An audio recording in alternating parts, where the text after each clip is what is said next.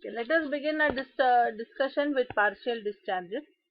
Partial discharge is nothing but a localized dielectric breakdown, or we can say it is the inception of a fault in a small portion of the insulating material which is under a high voltage stress. Basically, we can say that the partial discharge is the beginning of the fault, and mainly this happens in some local part of the insulating material. In the earlier days, when the testing of insulators and other equipments was carried out, it was based on the resistance measurement, that is the insulation resistance measurement, dissipation factor measurements, and breakdown test. It was observed that tan delta, that is the dissipation factor, was voltage dependent, and hence it became a criteria for monitoring the high voltage insulation. But further studies or some failures in the some case studies led to a conclusion that weak points in the insulation, such as maybe a void or a crack or a bubble or some other irregularity in the surface of the insulation, lead to internal and intermittent discharges in the insulation. Now these imperfections are very small and they are not getting detected during the normal testing, or when we are actually measuring the capacitance of the insulation. So these are not getting detected when we do the tan delta testing. But these discharges are so strong that if the corrective action is not taken within time, these can lead to a complete failure of the equipment.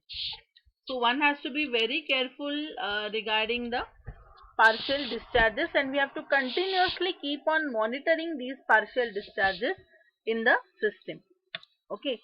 Many condition monitoring systems are also designed for continuously monitoring the partial discharges.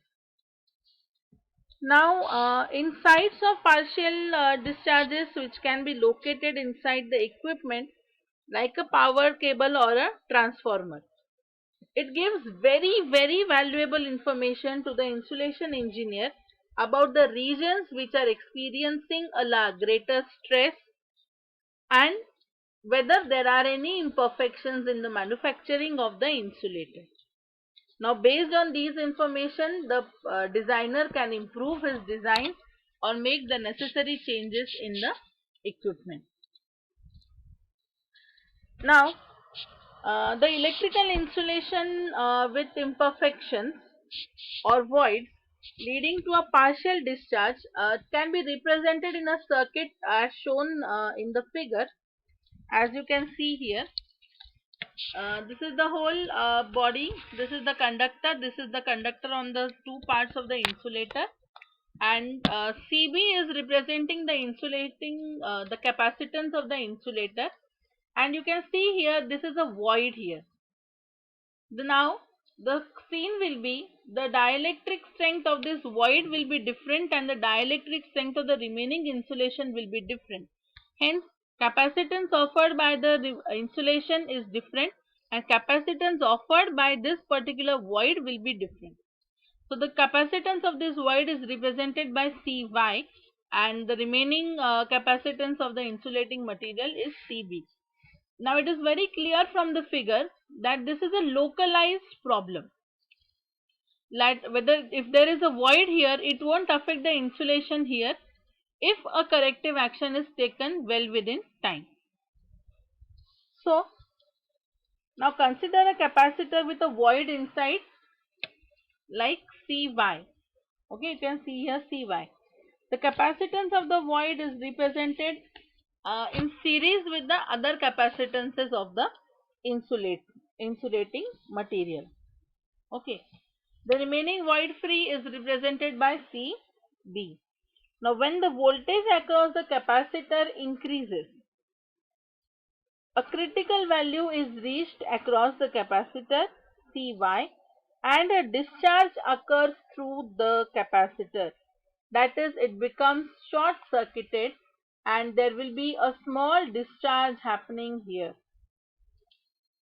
Now, if a corrective action is not taken at this very moment, or if the voltage stress goes on increasing, there is a possibility that the whole insulation might fail under these conditions due to presence of this void.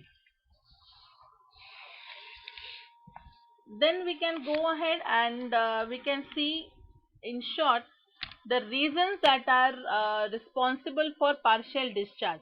One of the reasons might be a very poor design of insulation, that is, it is not properly designed, it is only just done for the what we can say, it is just done for the matter of fact that it has to be done. Then failure during the manufacturing or assembling. Maybe there are some manufacturing defects, the assembly is not done properly, there are some bubbles remaining, some blisters are there, the finishing is not okay. Then the normal aging that will happen during the normal operation of your equipment, and degradation. So the first two are the points which can be controlled. Okay, the design of the insulation can be improved, it is in your hands. The failure during manufacturing or assembling, this is also in our hands. So both of these factors are in our hands, we can do or we can control the partial discharge. Aging and degradation is not in our hands, it is a natural phenomena. So it is not, there is not much that we can do about it. As you can see in the figure now, the reasons might be maybe there are some projections, the finishing of the surface is not proper, maybe there are some micro voids which are not visible to the naked eyes, or there might be some cracks, maybe some mechanical damages there to your insulating material. The different types of partial discharges.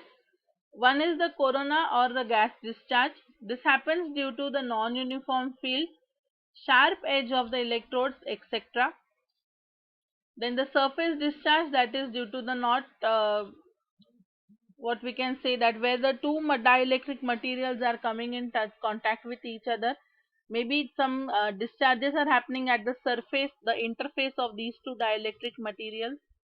Then the cavity discharge, that is the presence of voids, and last is the treeing phenomena can also lead to partial discharges. Now the partial discharges are classified into two classes, one is the internal and one is the external. Internal partial discharges are those which are happening especially in the closed equipment, and external partial discharge are those happening in the open atmosphere, that is maybe your overhead lines, your armatures, etc. Now if we can go back to this figure, we can see that the corona and the surface discharge are parts of external partial discharge, and void discharge or the electrical treeing are internal discharges. So this is the overall concept of partial discharge. Then we have some methods by which we can detect this discharge. So first is the discharge detection using straight detectors. Then next is the balance detection method. Again, some kind of bridges will be used in this method. And third is the narrow band and wide band circuits. Okay, you can have some high frequency, low frequency circuits, you can design them, some electronic circuitry which can measure the partial discharges. Now all in all, in summarizing the topic above, we can conclude that the factors affecting the discharge detection are the applied voltage, the different sample materials, and different void sizes. Okay, now different sample of material in the sense is one, maybe you have checked one material and the supplier has provided you some other material. Okay, it is not matching. So this is all with partial discharges and its measurement. Thank you.